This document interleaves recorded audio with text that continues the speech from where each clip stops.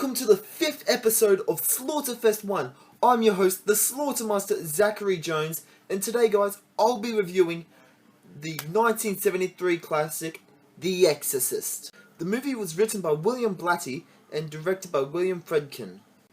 The movie was based off of a novel by the same name, as well as based off true events, which was actually an exorcism performed on someone named Roland Doe. Now, this movie went through production hell, and by that I don't mean it took forever to be made. I mean it literally went through hell. An example of this is the son of a crew member was actually hit by a motorcycle during production.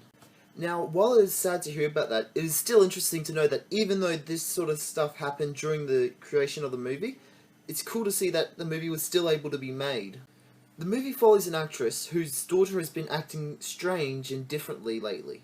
Now, during this, the mother decides, hey, let's take my daughter to a doctor, and after a while of many checkups, the doctor can't actually figure out what's going on. He thinks it may be psychosis or something like that, but he doesn't actually know. So after this, the woman decides to take her child to a priest and beg him for an exorcism.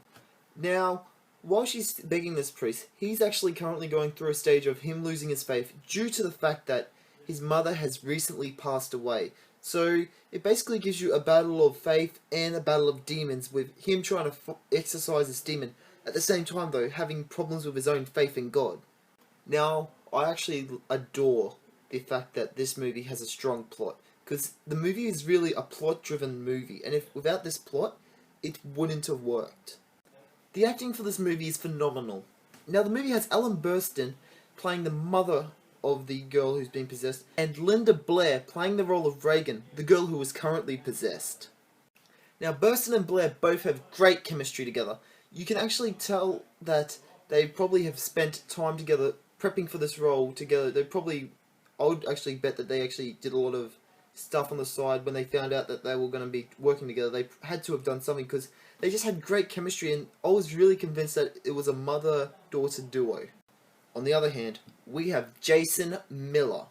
What's up? Where's my rematch, buddy? Wait, not that Jason Miller. That dude's a knob. I mean this Jason Miller. Robert Town for the last detail. He played the role of the priest to perfection. There is nothing wrong with the way he performed.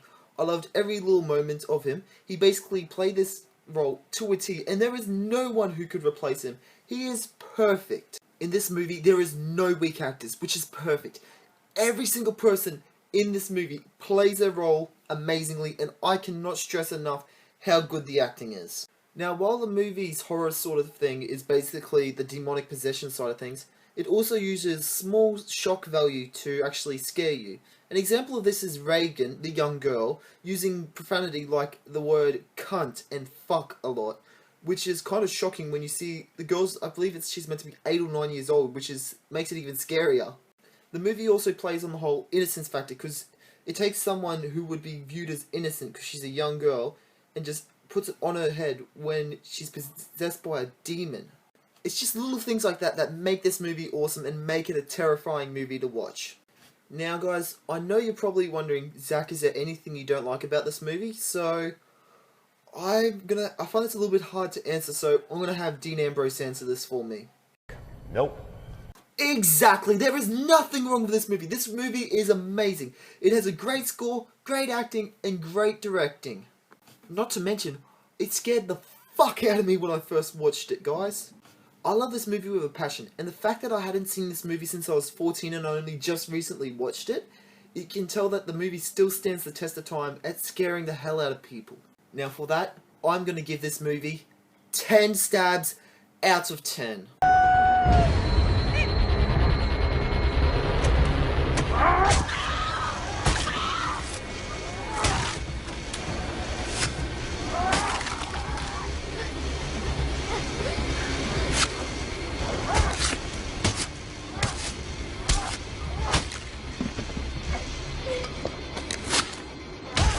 So that is it for the 5th episode of Slaughterfest, guys. We're on the downhill slope now, guys. We still only have 3 videos to do. So make sure you hit that subscribe button so I can see you on the next review, guys. Also, leave me a comment. I like reading the comments. It makes my day happy. So do that, guys. I'll be seeing you on the next review, guys. I'm the Slaughter Master Zachary Jones. I review horror movies and I slaughter the shit ones.